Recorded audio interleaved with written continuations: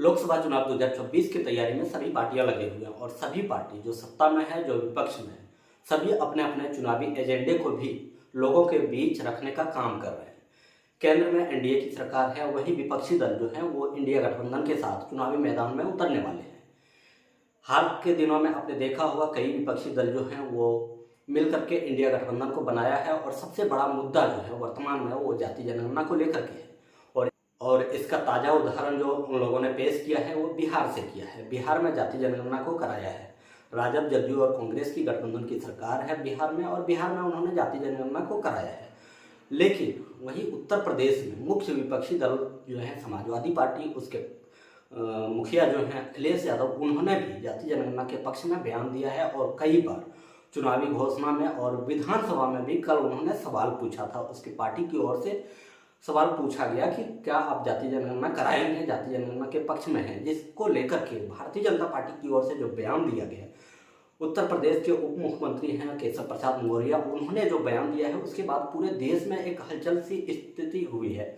उन्होंने जाति जनगणना के पक्ष में बयान दिया है और उन्होंने कहा है कि हमारी पार्टी के जो वरिष्ठ नेता हैं वो लगातार जाति जनगणना के पक्ष में रहा है, पिछड़ों के पक्ष में रहा है, तो ये जुड़े हुए थे और उन्होंने जाति जनगणना के पक्ष में, जाति के पक्ष में एक बयान दिया है। तो आइए सुनते हैं केशव प्रसाद मौर्य का बयान और फिर सुनेंगे मोदी जी के बयान को। आखिर दोनों में से कौन सही है और किस प्रकार से आगामी जो लोकसभा चुनाव होगा उसमें जाति जनगणना कितना बड़ा मुद्दा होगा और उसको किस प्रकार से एनडीए और इंडिया गठबंधन लोगों के बीच में लेकर के जाएगी, तो इसे सुन नहीं होने पाएगा।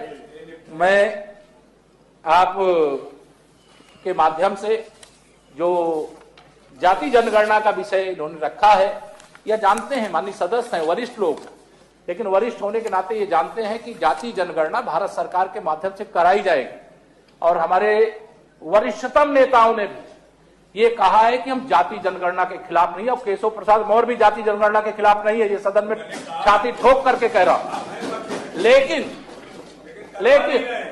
उत्तम जी शांत रहिए। लेकिन माननीय सभापति महोदय, आप जाति जनगणना कराने की बात तो करते हो, कराने के पक्ष में नहीं हो। अगर कराने के पक्ष में होते तो जब सत्ता में थे तो जाति जनगणना कराए बगैर सभी जातियों को न्याय देने का काम करते और आप सत्ता में होते। हम यहां नहीं होते, आप यहां पर होते। आज आप वहां पर हो और हम यहां पर है, तो उस जनता के साथ हमने न्याय किया। इसके कारण से माननीय सभापति महोदय हम सत्ता में हैं, इसलिए यह नियम 105 के अंतर्गत जो दी गई सूचना है वह अग्राह्य करने योग्य। मैं माननीय मेरे लिए सबसे बड़ी जाति है युवा, मेरे लिए सबसे बड़ी जाति है महिलाएं, मेरे लिए सबसे बड़ी जाति है किसान। इन चार जातियों का उत्थान ही अगर भारत को विकसित बनाएगा और अगर चार का हो जाएगा ना, इसका मतलब सबका हो जाएगा। इस देश का कोई भी गरीब, चाहे वो जन्म से कुछ भी हो, मुझे उसका जीवन स्तर सुधारना है, उसे गरीबी से बाहर निकालना है। इस देश का कोई भी युवा, चाहे भी उसकी जाति कुछ भी हो, मुझे उसके लिए रोजगार के, स्वरोजगार के नए अवसर देने हैं। इस देश की कोई भी महिला, चाहे उसकी जाति कोई भी हो, कुछ भी हो, मुझे उसे सशक्त करना है।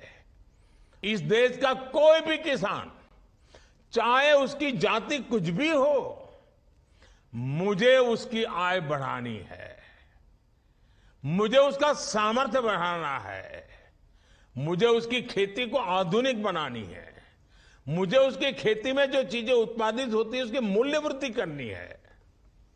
गरीब हो, युवा हो, महिलाएं हो और किसान, ये चार जातियों को मैं जब तक मुश्किलों से उबार देता नहीं हूं, मैं चैन से बैठने वाला नहीं हूं।